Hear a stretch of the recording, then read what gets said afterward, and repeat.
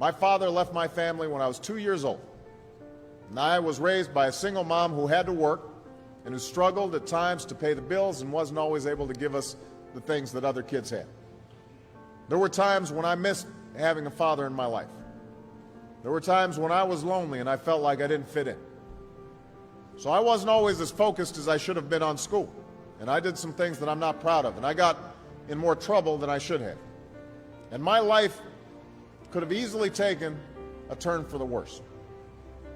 But I was lucky. I got a lot of second chances, and I had the opportunity to go to college and law school and follow my dreams. My wife, our First Lady, Michelle Obama, she has a similar story. Neither of her parents had gone to college, and they didn't have a lot of money. But they worked hard, and she worked hard so that she could go to the best schools in this country. Some of you might not have those advantages. Maybe you don't have adults in your life who give you the support that you need. Maybe someone in your family has lost their job and there's not enough money to go around. Maybe you live in a neighborhood where you don't feel safe or have friends who are pressuring you to do things you know aren't right. Where you are right now doesn't have to determine where you'll end up. No one's written your destiny for you, because here in America, you write your own destiny. You make your own future. That's why today I'm calling on each of you to set your own goals for your education and do everything you can to meet them. But whatever you resolve to do, I want you to commit to it. I want you to really work at it. I know that sometimes you get that sense from TV that you can be rich and successful without any hard work, that your ticket to success is through rapping or basketball or being a reality TV star. Chances are you're not going to be any of those things. The truth is, being successful is hard. You won't love every subject that you study. You won't click with every teacher that you have. Not every homework assignment will seem completely relevant to your life right at this minute. And you won't necessarily succeed at everything the first time you try. That's okay. Some of the most successful people in the world are the ones who've had the most failures.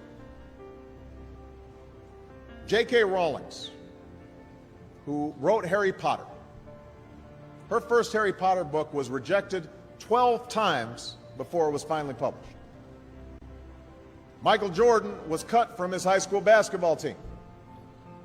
He lost hundreds of games and missed thousands of shots during his career. But he once said, "I have failed over and over and over again in my life, and that's why I succeed."